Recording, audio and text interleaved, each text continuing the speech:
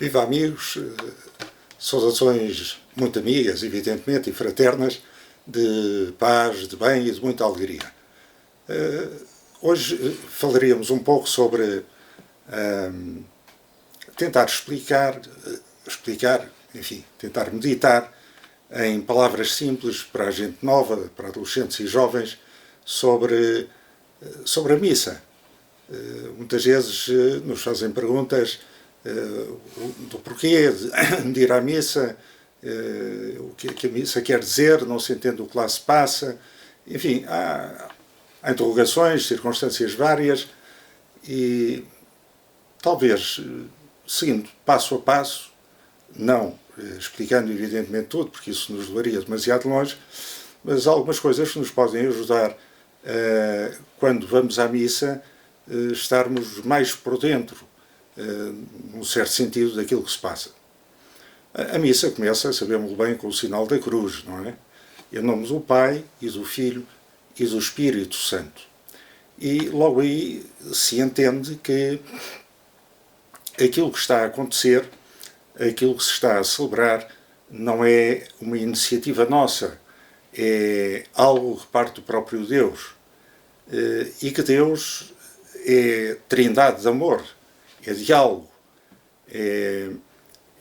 E o sinal da cruz recorda-nos que Jesus Cristo, o Deus Filho, se fez homem e deu a vida por nós na cruz.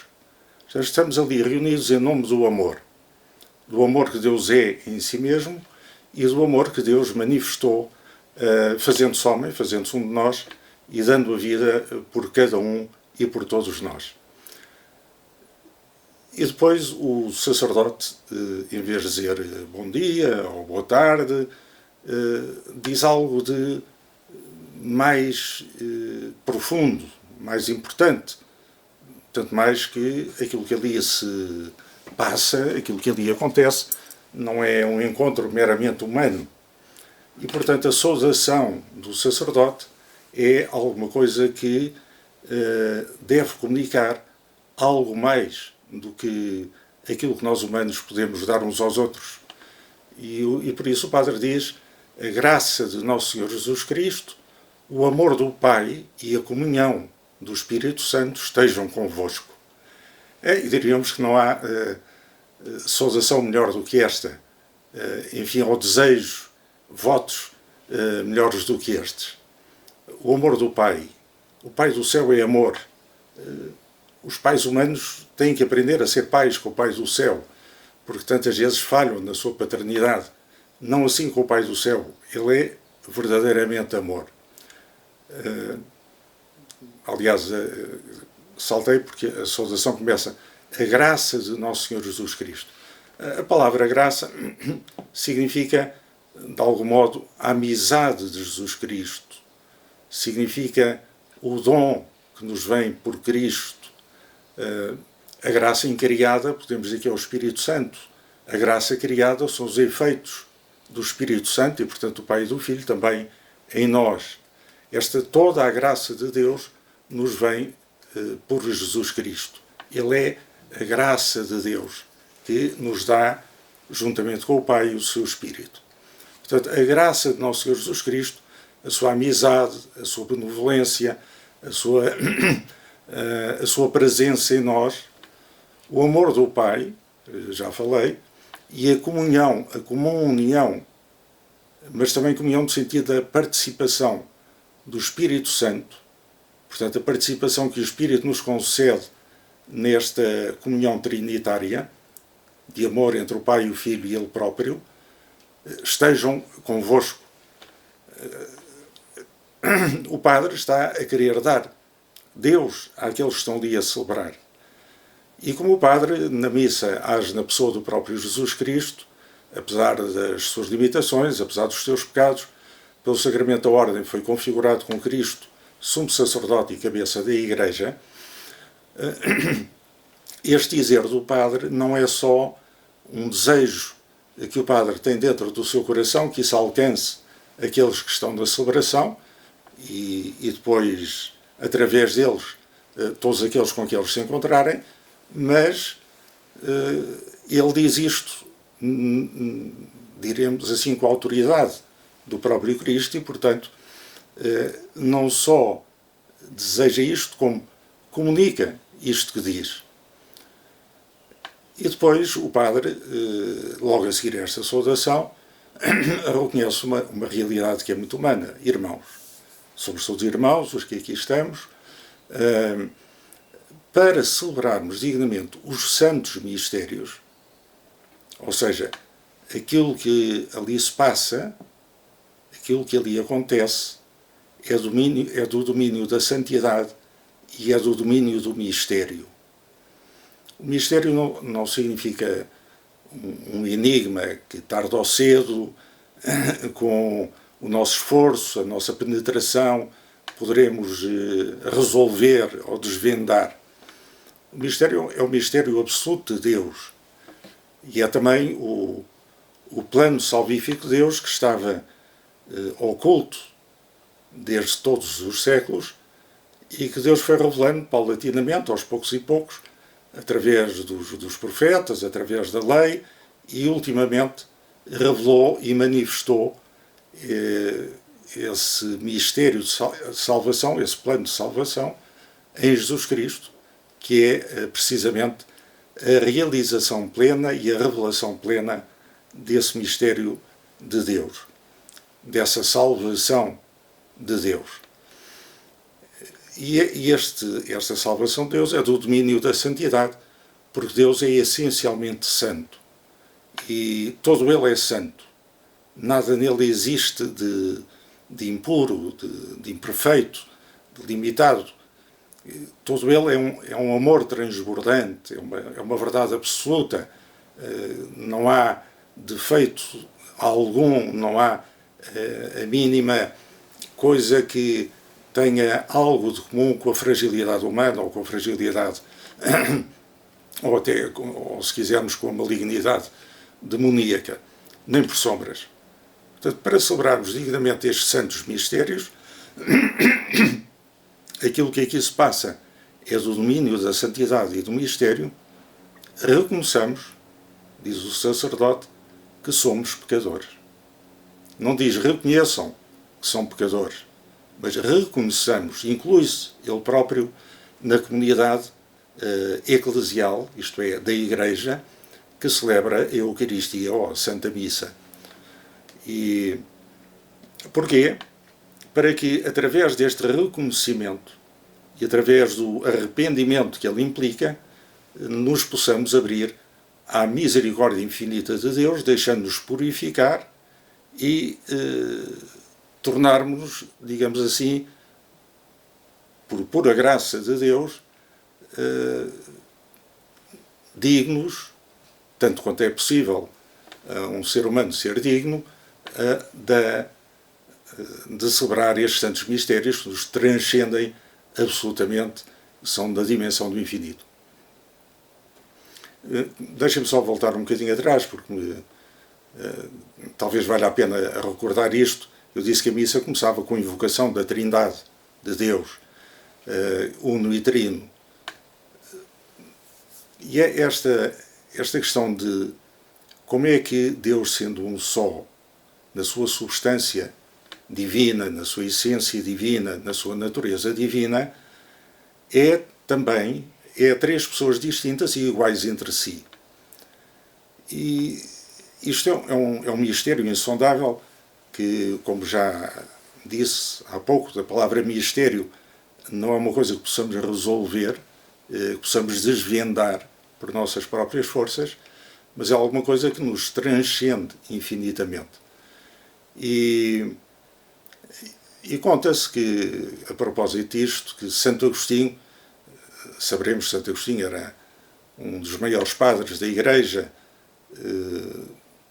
Os padres da Igreja, os chamados padres da Igreja, são muito aqueles grandes teólogos e grandes santos que sucedem aos apóstolos e aos sucessores dos apóstolos nos primeiros séculos e que, de algum modo, recebem a palavra de Deus em primeiro lugar e foi-lhes dada uma capacidade de aprofundar que que é, como é que é dizer, que enriquece toda a Igreja e aos quais devemos sempre recorrer, porque a palavra de Deus é neles que ressoa e é, também pelo magistério da Igreja, mas pelos padres da Igreja, permanece o seu valor de, digamos assim, de uma compreensão o mais adequada possível a esta recepção da palavra de Deus.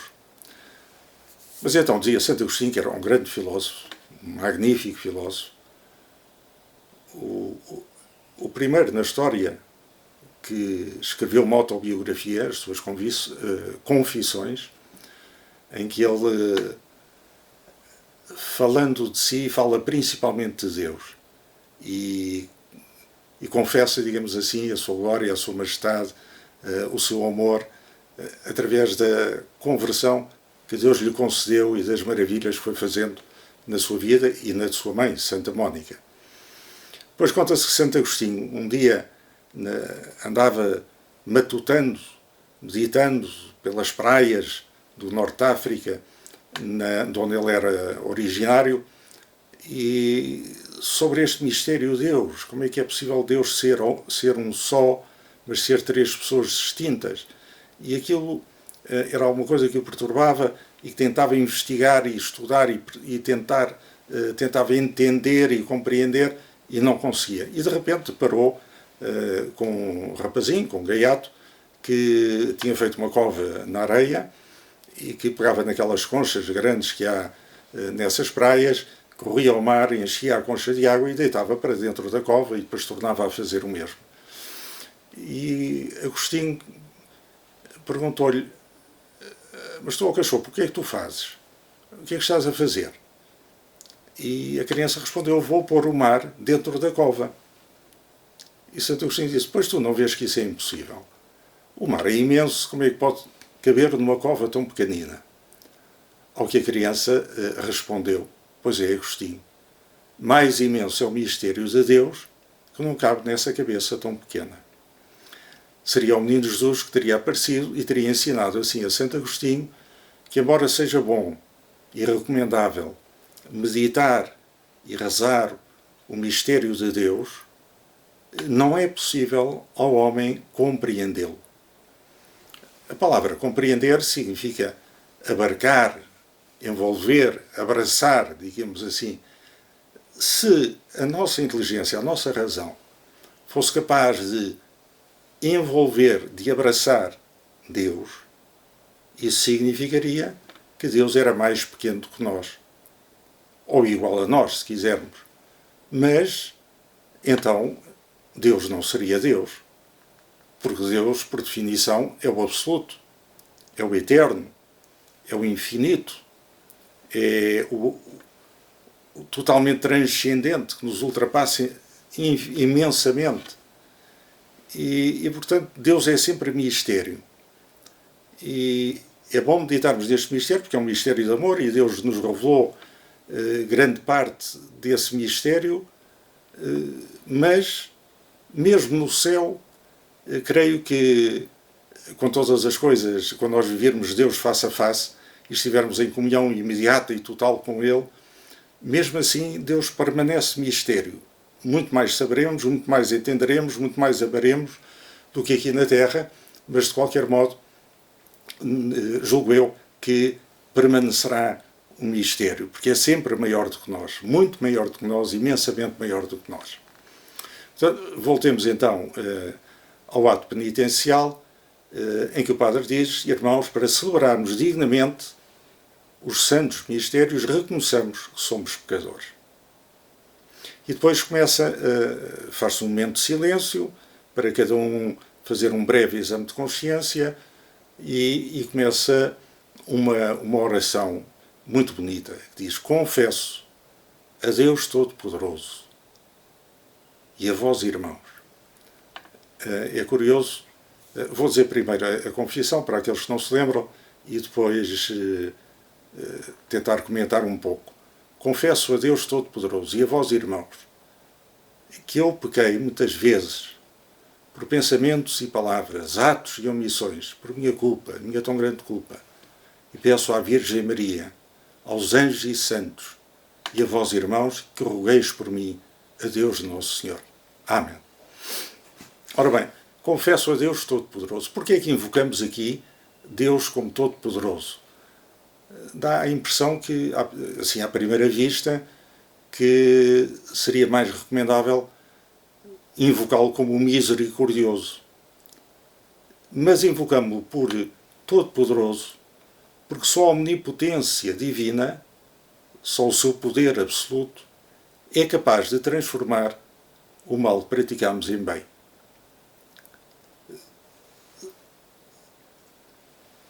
Como dizia São Paulo, Deus, pelo poder que exerce em nós, é capaz de fazer mais, imensamente mais do que aquilo que nós podemos pedir ou imaginar.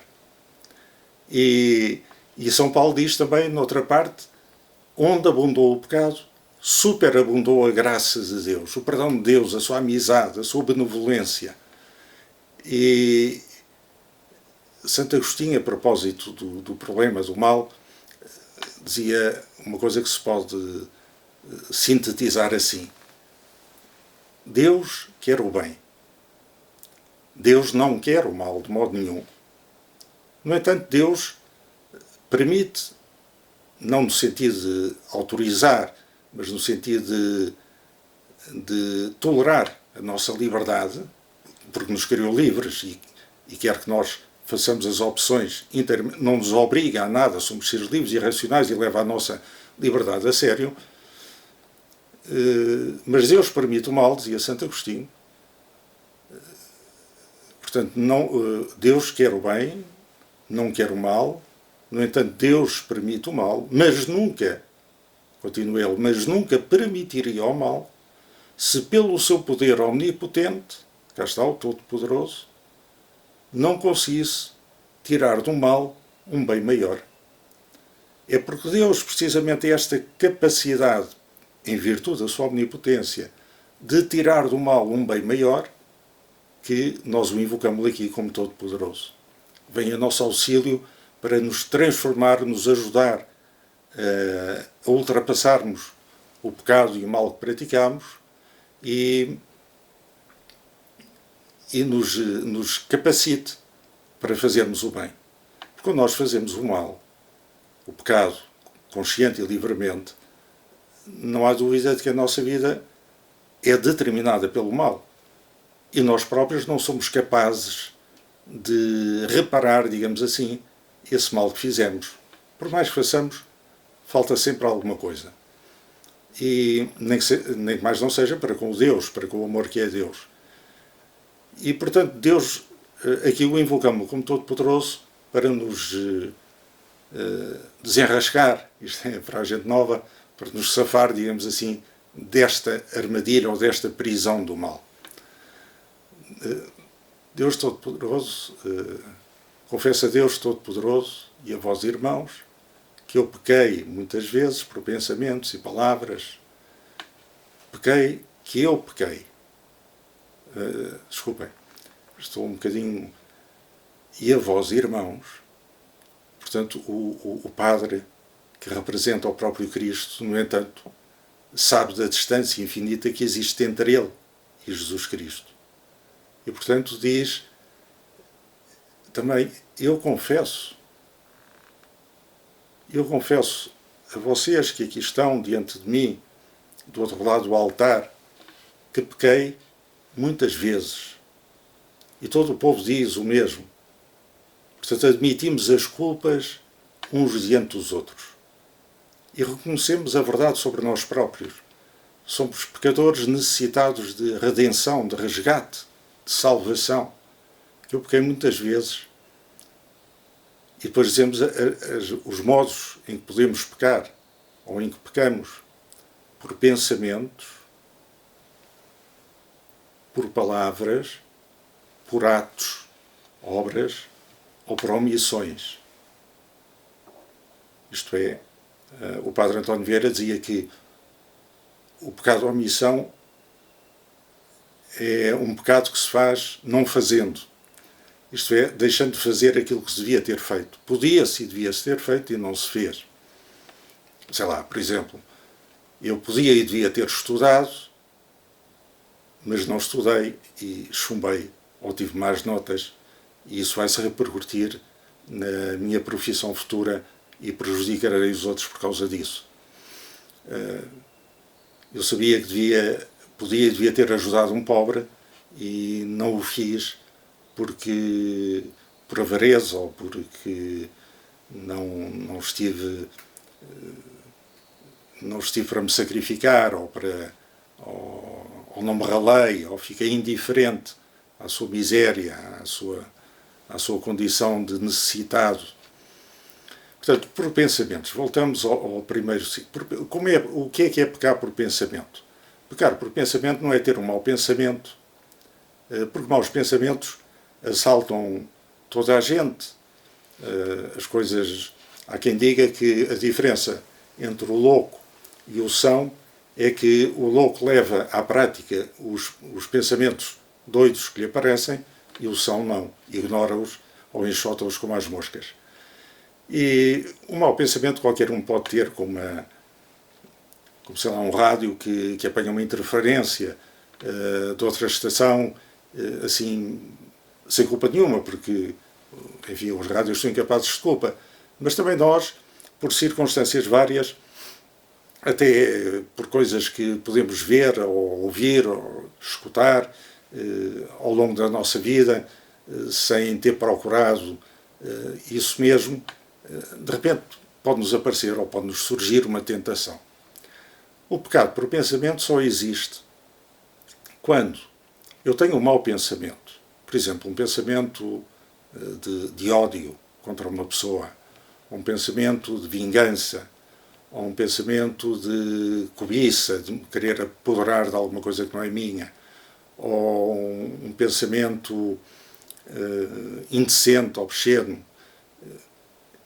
Desde que este pensamento que nos surge seja afastado prontamente, desde que não o agarremos, não nos agarremos a ele, procurando tirar dele deleite, prazer, gozo, ou procurando pô-lo em prática, evidentemente que não há aqui pecado nenhum. Um exemplo. Imaginem que eu vou passar diante de um banco e de repente vem-me o pensamento de: e se eu assaltasse o banco? Pois estou com dificuldades económicas, está uma crise terrível e dava-me bastante jeito. Mas mal este pensamento surge, eu disse: mas disparate, agora assaltar um banco, isso não tem pés nem cabeça, ainda para mais para um franciscano e para um sacerdote, para um cristão. E passo adiante e não penso mais no assunto e vou a outras coisas. O pensamento veio. Foi rechaçado, foi rejeitado prontamente. Há aqui algum pecado? Não há. Como é evidente, eu estou cheio de fome, passo porque não tive tempo de almoçar, passo por uma frutaria, vejo a fruta exposta e de repente vem um pensamento: se eu tirasse aquela laranja ou aquela maçã, agora é que... Mas diz: disparate, não, aquilo é do dono da mercearia, não tenho agora dinheiro para comprar e, portanto, vou aguentar. Não há aqui pecado nenhum. Outra coisa seria se a pessoa procurasse pôr isso em prática.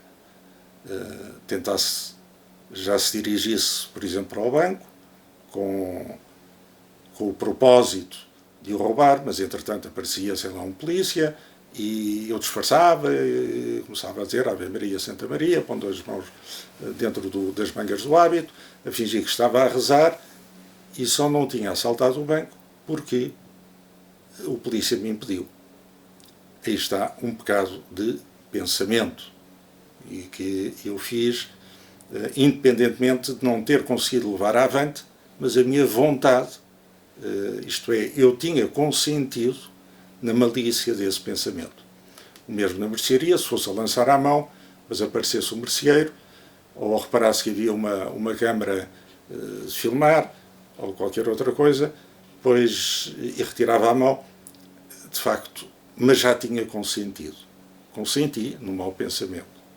Ou se eu vou na rua, imaginem, sei lá, alguém me mostra de repente uma, uma fotografia ordinária, me põe à frente dos olhos uma fotografia indecente, pornográfica, sei lá. Evidentemente que me foi posto de repente à frente, eu vejo aquilo, não, independentemente da minha vontade, foi-me posto à frente da vista. Vi uma coisa que não devia ter visto, a pornografia é evidentemente uma coisa terrível, principalmente para as mulheres que são exploradas, e para os homens que são explorados naquela, vendendo a dignidade do seu corpo, que é chamado a ser templo de Deus por aquilo, e todos aqueles que alimentam a pornografia comprando essas coisas na internet ou nas revistas ou não sei onde, e depois as consequências trágicas que têm nas suas vidas, nos seus casamentos, na relação com os outros, na violência, etc. Mas, como digo, se me pusessem aquilo à frente, eu evidentemente procurava repudiar logo aquilo. Tira-me isso da frente, seu ordinário. Evidentemente não há aqui nenhum pecado. Vi, senti alguma coisa. Pode ter sentido, mas não consenti com nada. Não houve uma decisão livre. E, portanto, não houve pecado algum. Diferente seria se a pessoa agarrasse naquilo e procurasse deleitar-se, gozar, tirar prazer daquela coisa, daquela fotografia ou daquela ilustração que lhe era apresentada. Aí já haveria, evidentemente, um pecado. Pensamentos, palavras. A palavra é alguma coisa que tem um impacto grande. Pode ter um impacto muito grande nos outros, para o bem ou para o mal. Mas a palavra é alguma coisa que nos foi dada por Deus para podermos exprimir os nossos pensamentos. Aliás, podemos dizer que o pensamento, até propriamente dito, seria a palavra que é suportada depois pela voz. Se quisermos, podemos dizer a palavra é um pensamento suportado e comunicado pela voz ou pela escrita. E a palavra foi-nos dada para nos entendermos uns aos outros, para comunicarmos uns com os outros, para nos dizermos uns aos outros. E dizendo-nos, criarmos laços de comunhão, de reconciliação, de unidade, de amizade, de justiça. Agora, se a palavra é usada não para dizer a verdade, mas para falsificar essa mesma verdade através da mentira, através da calúnia, através do falso testemunho, através da difamação, através do amesquinhamento do outro, pois então, evidentemente, que a pessoa está não só a prejudicar-se a si própria, falsificando-se, mas está a prejudicar, e às vezes gravemente, a vida dos outros. A difamação, que é a difamação? É dizer uma coisa que é verdade sobre o outro, sei lá, um defeito ou um pecado que ele tem, mas que não há nenhuma razão para o expor publicamente. Só lhe vai trazer desonra ao seu bom nome a que ele tem direito. Um pecado oculto de uma pessoa, por exemplo, ou uma ação má oculta, e que é lançada aos quatro ventos, ou é lançada na comunicação social, ou é lançada sem motivo algum de maior. Evidentemente que há coisas que devem ser relatadas porque podem ajudar o próximo, mas então é às pessoas adequadas que o podem ajudar. Ou que são crimes, digamos assim, e que, sendo crimes, devem ser participados às autoridades que têm o dever de os combater. Mas a palavra pode ser também, isto portanto é difamação. A calúnia é dizer uma mentira, claramente, que eu sei que é mentira, um falso testemunho contra alguém que o vai prejudicar na sua vida. Na mentira, na falsidade, há coisas mais graves, menos graves, há coisas até que não são propriamente dizendo mentiras, uma graça que se diz, uma gracinha sem, que não prejudica ninguém, mas depois nós dizemos que isto era uma piada, era um bom humor, ou aquelas coisas que são socialmente aceites como, como comuns, quer dizer, como uma linguagem comum que já toda a gente sabe que as respostas que se dão não correspondem exatamente àquilo que é. Sei lá, por exemplo, vamos na rua, eu estou com uma doença qualquer, ou estou com problemas elevados da breca, e alguém me pergunta, então, como é que estás? E tal, estou ótimo, muito obrigado, está tudo bem. Evidentemente que a pessoa, quando pergunta como estás, não está à espera que o outro lhe desfie um rosário de penas, não é? Não, olha, estou péssimo por causa disto, e por causa daquilo, e por causa daquilo outro, e por causa de não sei o quê, e outra pessoa com pressa quer ir às suas coisas, e estamos ali nós, uma pessoa até que não nos é íntima, que não nos pode ajudar, que não é um conhecimento propriamente, não é um amigo propriamente dito. Claro que estas coisas que se dizem assim, a pessoa pergunta e a resposta é dada, estou bem. Isto creio que não se pode considerar propriamente uma mentira, é digamos assim, um código comum, um modo de falar comum que ninguém leva exatamente a sério. Mas a palavra, como dizia, a palavra pode também ser muito encorajadora e animadora dos outros. Há palavras que podem destruir, desencorajando-os, palavras de desprezo, de recriminação injusta, mas há outras palavras que encorajam as pessoas. Procurar ajudar a pessoa, por exemplo, a ter maior clareza sobre si mesmo, dar-lhe um bom conselho, corrigir os seus erros com suavidade, com mansidão, com amizade, animá-lo, encorajá-lo, mas evidentemente que isso já são virtudes que podem levantar a pessoa desanimada, ela recuperar a confiança que tinha perdido em si própria ou em Deus, principalmente em Deus, e avançar, ou continuar a avançar na sua vida por esses caminhos, com alegria, com paz, com consolação, por exemplo, palavras de consolação. Uma pessoa morreu-lhe alguém, teve um sofrimento imprevisto por qualquer outra razão, e aí estamos nós a tentar apoiar essa pessoa. Portanto, podemos pecar, dizia, por pensamentos, palavras, atos e omissões. Das omissões já falámos. Os atos o que são?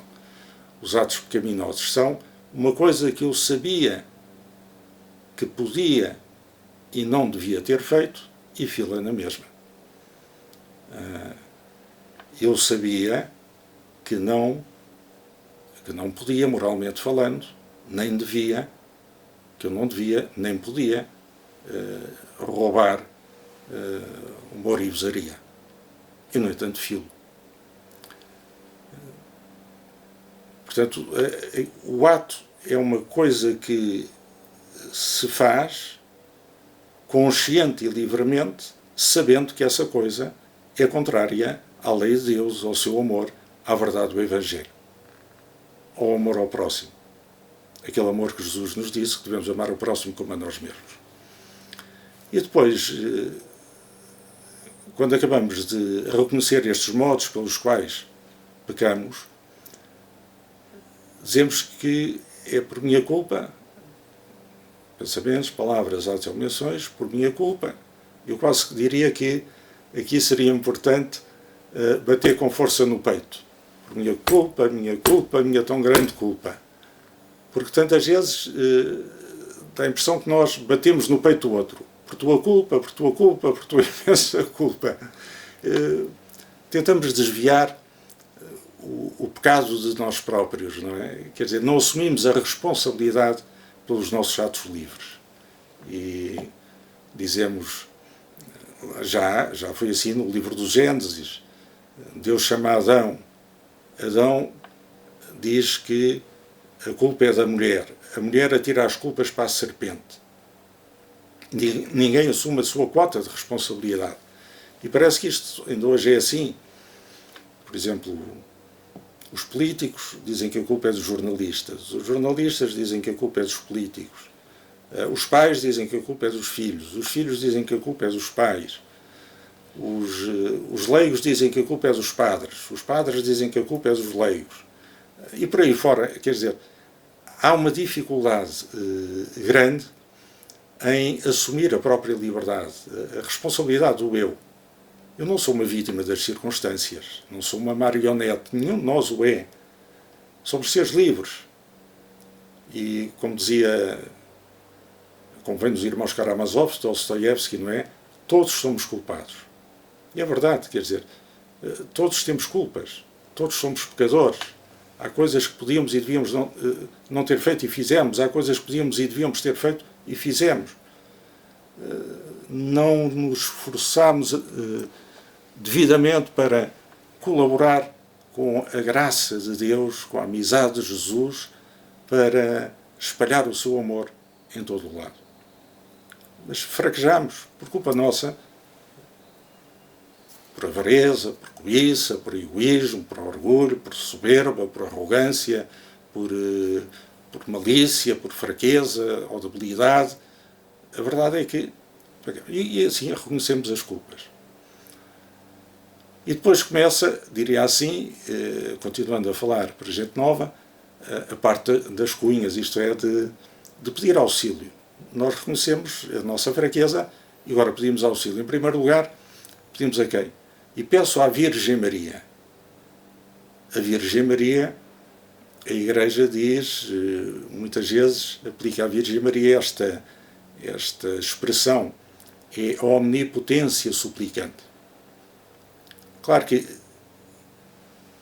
no sentido preciso do termo, só Deus é omnipotente. Mas podemos dizer que Deus comunicou uma parte da sua omnipotência, ou uma participação, melhor dito, da sua omnipotência, à sua mãe, à mãe de Deus emanado, à mãe de Jesus Cristo, Deus feito homem, porque lhe quis que tudo quanto ela lhe pedisse, ele não o recusasse.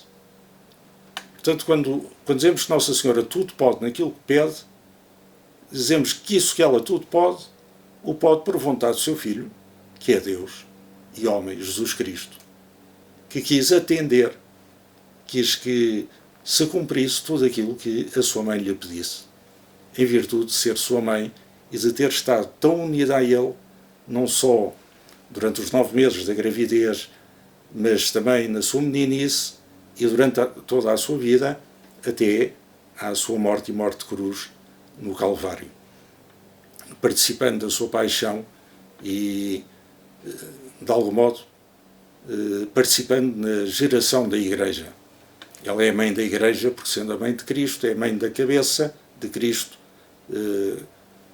Cristo é a cabeça da Igreja, do corpo que somos nós. Peço à Virgem Maria, aos anjos e santos, se nós pedimos ajuda a amigos aqui na Terra, e até pedimos não só ajuda material, mas ajuda espiritual, pedimos que rezem por nós, por exemplo, não se esqueçam de nós nas suas orações. Naturalmente, pedimos-lo também para todos aqueles que o Senhor já chamou à sua glória e que tem junto a si. E a todos aqueles anjos que não traíram Deus, como o diabo e os seus demónios, mas, pelo contrário, se mantiveram e se mantêm fidelíssimos, adorando e louvando e servindo a esse mesmo Deus.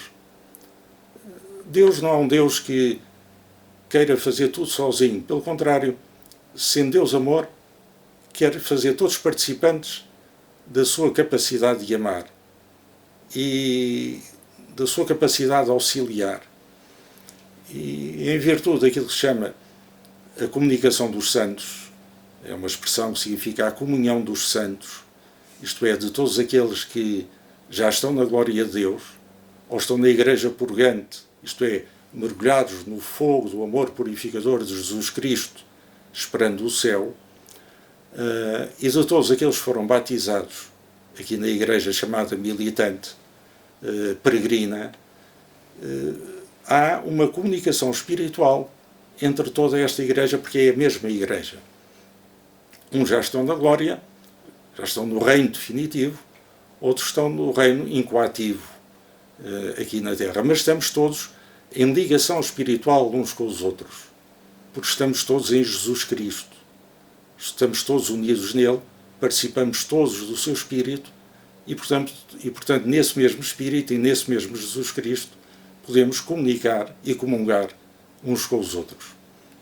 Portanto, peço à Virgem Maria, aos anjos e santos e a vós, irmãos, vocês também que são pecadores como eu, ainda não alcançaram a glória, que rezeis por mim a Deus Nosso Senhor. Rezem por mim. Reparem que isto dizemos todos uns aos outros.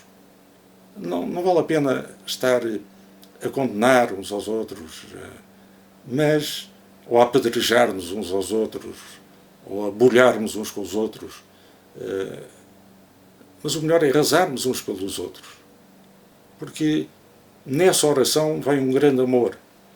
E essa oração pode ajudar realmente o outro que errou, que se calhar me magoou, me ofendeu, a recuperar a sua dignidade de batizado e o amor que tinha perdido por essas ofensas que fez a Deus ou ao próximo. Quem ofende o próximo também ofende a Deus. Porque Deus está no próximo. Como diz São João, não é possível dizer que se ama a Deus que não se vê, se não se ama o próximo que se vê. Quem diz isto é mentiroso. Diz São João, só ver na sua primeira epístola, na sua primeira carta. São João tem 3 cartas, todas elas muito breves. Creio que a primeira é mais longa, mas mesmo assim curta. Portanto, quem tiver a Bíblia lá em casa pode pegar no Novo Testamento e lá, quase praticamente antes do último livro da Sagrada Escritura, que é o Apocalipse, a palavra Apocalipse significa a revelação, lá tem estas epístolas de São João, ou cartas de São João, melhor dito. Pois então, mas vale a pena reparar que o padre também diz isto mesmo, pede à Assembleia que reze por ele. E não só o padre, o bispo, o nosso cardeal patriarca, Dom José Policarpo, sempre que celebra a missa com o povo, pede ao povo que reze por ele. Mas não só o nosso cardeal patriarca, o Papa Francisco, o bem-aventurado Papa João Paulo II, um santo que era, e este grande homem de Deus, que é o Papa Francisco, o Papa Bento, outro grande homem de Deus, que estou convencido que virá a ser canonizado também, com brevemente espero que o seja o Papa João Paulo II. Estes, apesar de serem homens tão próximos de Deus, tão íntimos de Deus, com uma fé tão grande, tão inabalável, com uma caridade, uma generosidade, um amor maior do que o mundo, pois eles também, sempre que celebravam missa, pediam-nos a nós que rezássemos por eles. Nós precisamos continuamente de oração uns dos outros. E nesta oração que fazemos, Deus vem até nós através uns dos outros. E isso cria unidade, comunhão, amor, verdade entre nós. Cria laços de amizade fortíssimos, indestrutíveis. E, portanto, terminamos assim, e peço a Deus Todo-Poderoso, vós irmãos, que rezeis, peço aos anjos e santos, a vós irmãos, que rogueis por mim a Deus, Nosso Senhor. Quando digo Nosso Senhor, a palavra Senhor significa Kyrios, é uma tradução portuguesa do grego Kyrios, que por sua vez traduz o hebraico Javé. Portanto, significa Deus. O Nosso Senhor é o nosso Deus. E significa que Ele é o único Senhor da nossa vida. Ultimamente não somos Senhor de nós mesmos. Até porque não nos demos a vida a nós mesmos, não nos demos a nós próprios a vida. Recebemos-la de Deus através dos nossos pais. E este Senhor é a liberdade. Deus é a liberdade absoluta, que coincide, evidentemente, com o amor absoluto, com a verdade absoluta. Poderíamos dizer que, num certo sentido, estas palavras são sinónimas. Verdade, amor e Deus, pois todas elas são o mesmo Deus, o mesmo Jesus Cristo. Quando Jesus Cristo diz: conhecereis a verdade e a verdade vos libertará, está a dizer que Ele que é a verdade é a nossa liberdade. E que Ele é o único capaz de nos dar a liberdade. A liberdade Já agora deixem-me dizer isto, que eu creio que podemos considerar três níveis de liberdade. O mais básico, o mais simples, é aquela capacidade que nós temos de escolher entre o bem e o mal, entre a verdade e a mentira, entre o amor e o egoísmo. Mas, sendo verdade que nós fomos criados por Deus à sua imagem e semelhança, apesar e não obstante o pecado original, apesar do pecado original, existe em nós, do ponto de vista natural, uma inclinação para o bem. Isto é, a nossa vontade não é uma vontade neutra, indeterminada, mas a nossa vontade está inclinada para o bem. É certo que, em virtude do pecado original e depois dos nossos pecados atuais, existe também em nós uma certa atração para o mal. E que, para vencer essa atração para o mal, precisamos da graça de Deus.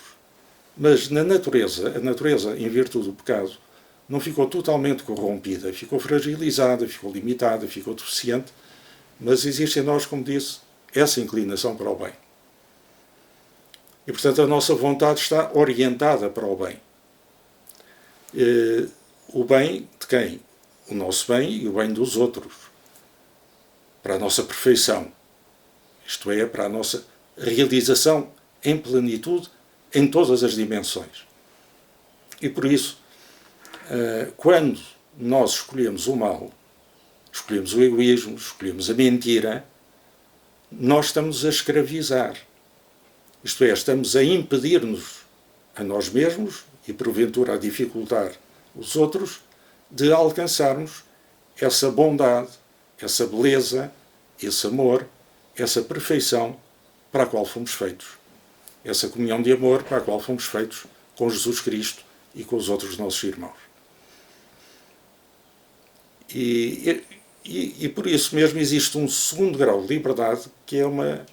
Deixem-me só voltar ao primeiro. Jesus diz no Evangelho: quem pratica o pecado é escravo do pecado. Quem pratica o mal é escravo do mal. Porque, de facto, quem pratica o pecado, quem faz o mal, perde esta liberdade de se aperfeiçoar, de amar, de verdade, de doação, de entrega, de sinceridade, de comunhão. E então o segundo grau de liberdade mais elevado é: eu posso não fazer o mal, eu posso não pecar. E esta força que me foi dada de não pecar é-me dada pela redenção de Jesus Cristo. E se eu me abrir a Ele e aceitar aquilo que Ele me quer dar, a sua graça, o seu amor, a sua amizade, a sua presença em mim, eu então ganho essa capacidade de não pecar. Mas no céu há o grau absoluto de liberdade, que é o grau do próprio Deus. Isto é, eu não posso pecar. Deus não pode pecar. Jesus Cristo não podia pecar. Porquê? Porque era a liberdade absoluta. E sendo a liberdade absoluta, era o amor absoluto. E o amor absoluto e a verdade absoluta não podem decair nem ferir essa integridade de perfeição, de plenitude, de amor, de verdade, de alegria, de bondade, de beleza e, portanto, de felicidade. Essa é a liberdade perfeita. Portanto, nós pedimos na oração, neste ato penitencial, que é um ato penitencial que, feito com sinceridade, perdoa as nossas culpas veniais, os nossos pecados veniais, aquela poeira, diríamos assim, do dia-a-dia, aquelas pequenas coisas em que não fomos fiéis a Deus e ao próximo como devíamos ser, e à Igreja. E por isso o Padre dá uma espécie de absolvição para estes pequenos pecados, e dizendo, Deus Todo-Poderoso tenha compaixão de nós, tenha misericórdia de nós, perdoa os nossos pecados e nos conduza à vida eterna. Portanto, Deus quer perdoar os pecados. Há um dito de um grande teólogo antigo, de um santo padre da Igreja, que diz: Deus mostra que é omnipotente, que é todo-poderoso, quando nos perdoa. É assim, na sua misericórdia, na sua compaixão, Ele quer nos perdoar. Portanto, Deus Todo-Poderoso tenha compaixão de nós, perdoa os nossos pecados e nos conduza à vida eterna. Isto é, àquela plenitude de alegria e de felicidade para a qual Deus nos criou e à qual nos quer levar. Depois o padre diz: Senhor, tem piedade de nós. E todo o povo responde, repetindo as mesmas palavras: Cristo, tem piedade de nós. Senhor, tem piedade de nós. Este Senhor, Cristo e Senhor são todos dirigidos a Jesus Cristo. Por isso há uma forma mais completa até de dizer isto. Senhor, que vier salvar os corações atribulados, Senhor, tem piedade de nós. Que é este Senhor que veio, é Jesus Cristo. Cristo vier chamar os pecadores ao arrependimento, Cristo, tem piedade de nós. Senhor, que estás à direita do Pai, Jesus ressuscitado, na glória do céu que lhe pertence. Senhor, estás à direita do Pai a interceder por nós, a suplicar por nós, a orar por nós. Senhor, tem piedade de nós. E depois deste ato penitencial, nós rezamos o Glória na missa do domingo, das solenidades, das festas litúrgicas. Glória a Deus nas alturas e paz na terra aos homens por Ele amados. Vamos lembrar o cântico que os anjos entoaram aos pastores quando Jesus nasceu no presépio em Belém. Glória a Deus nas alturas e paz na terra aos homens por Ele amados. Depois começa nós vos louvamos, nós vos bendizemos, nós vos adoramos, nós vos glorificamos, nós vos damos graças por vossa imensa glória. Senhor Jesus Cristo, Filho unigênito de Deus, nascido do Pai antes de todos os séculos, Deus de Deus, luz da luz, Deus verdadeiro de Deus verdadeiro, gerado, não criado. Saltei para o credo agora sem querer. Mas enfim, nesta oração do Glória, que todos conhecem, ou quem não conhece e já não vai à missa há muito tempo e não se recorda, pode recordá-la indo à missa ao domingo, reparemos que enquanto anteriormente nós dizíamos eu, agora nós dizemos nós. No ato penitencial dizíamos eu pequei. Muitas vezes por pensamentos, palavras, atos e omissões. Eu. O pecado, por um lado aqui assume-se a responsabilidade, mas por outro lado há-se a entender que o pecado é alguma coisa que nos encerra em nós próprios, nos fecha em nós mesmos. E se nos fechamos em nós mesmos, sufocamos. Sufocamos, espiritualmente falando, morremos. Tudo aquilo que se guarda, diremos assim, que se atesoura, apodrece.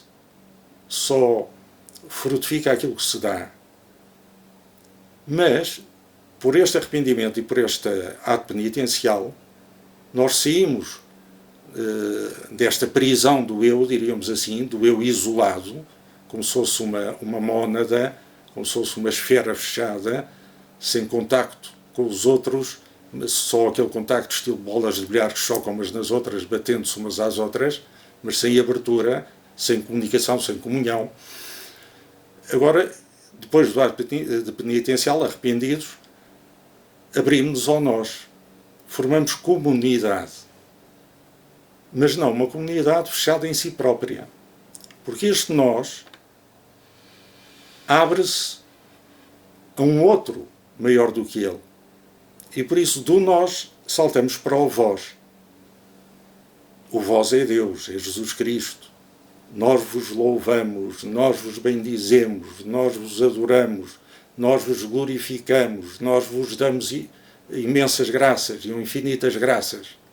Reparem que é uma comunidade que está fascinada, está encantada com a beleza e a verdade, a bondade e o amor de Deus. E por isso não se detém em si própria, está maravilhada com aquele que contempla. Depois de terminarmos este cântico, o sacerdote diz: oremos, e faz uma breve pausa, um silêncio. Esse silêncio, portanto, o oremos é um convite a que a Assembleia reunida na Igreja, em que cada um faça a sua oração pessoal, de súplica, de louvor, de ação de graças, enfim, aquilo que lhe for no coração. E depois o sacerdote diz uma oração que vem no missal, que é chamada oração da coleta, que, diríamos assim, colige todas estas intenções que cada um formulou no seu coração e as apresenta a Deus através daquela oração já formulada. E depois da oração feita, todo o povo responde: Amém. Seja assim, é assim de facto. E depois da oração da coleta, o padre senta-se e vêm as leituras. Veremos isso numa segunda parte.